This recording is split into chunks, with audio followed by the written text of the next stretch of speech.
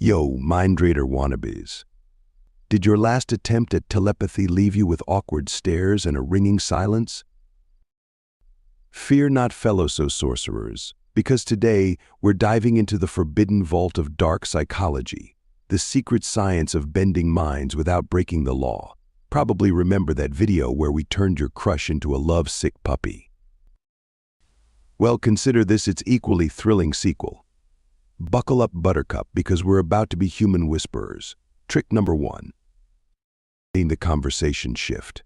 When you want someone to stop talking, here's a sly move. Accidentally drop something, like a pen, and bend to pick it up.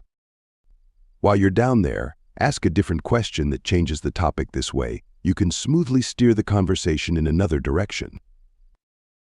For instance, if your colleague you won't stop yapping about their weekend, drop it pen and ask, "Oops, by the way, what happened with your presentation yesterday?" This redirects the chat without being abrupt.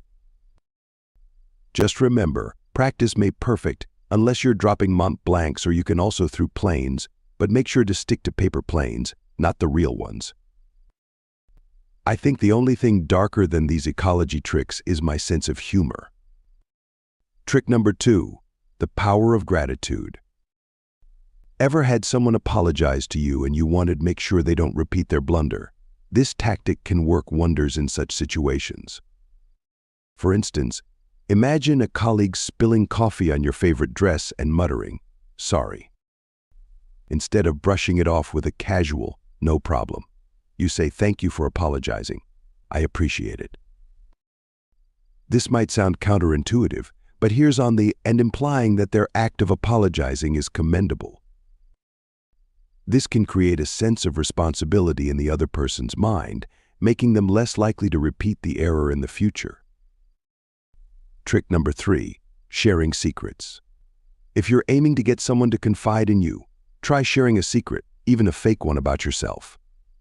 Make sure to emphasize how confidential it is. For instance, you might say, "I've never told anyone this before," but then reveal personal anecdote and conclude with, "So please don't mention it to anyone." This subtle maneuver works because it makes the other person feel special and chosen.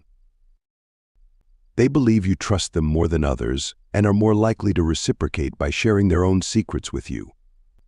Pro quo, you give a secret and they feel compelled to do the same.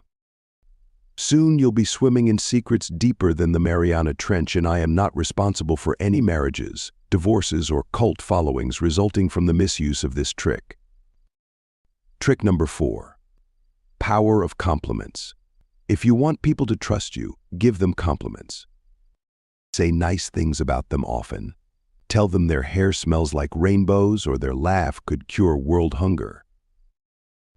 This makes them lower their guard and see you as someone important. It's like opening a door to their trust. Remember, it's all about being subtle and not overdoing it. Too many compliments can seem fake, so sprinkle them in like confetti on a special occasion. Trick number 5, dark psychology and crafty questions. When you want information but don't want to raise suspicion, employ the art of crafty questioning. Slip in a question with incorrect details like, "I heard your brother is a heart surgeon. Is that correct?" This method is like a subtle detective's approach to gathering to clarify facts and set the record straight. If you were to directly ask, "What does your brother do?" It might raise suspicion. However, by weaving your query into a conversation, it seems casual and avoids arousing any defensive responses. This dark psychology trick allows you to obtain the information you seek without arousing suspicion.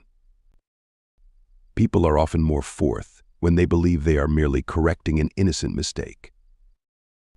If these tricks don't work, blame it on Mercury, being in retrograde, or be just your awkward charm. Trick number 6, the charm of innocence in psychology. If you want people to feel comfortable around you and trust you, act like you don't know much. Don't reveal your smarts or brag about your achievements.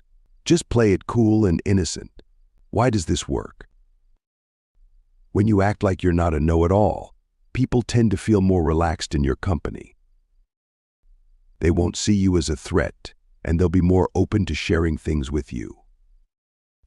It's giving them the stage, party, or convincing your roommate to do the dishes for once.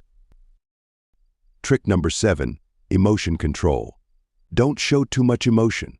If you're super happy or super mad all the time, it makes you look vulnerable, and when others spot your weaknesses, they might use them against you. So keep your feelings in check, and you'll appear more in control. Keep your emotions under wraps like a government conspiracy.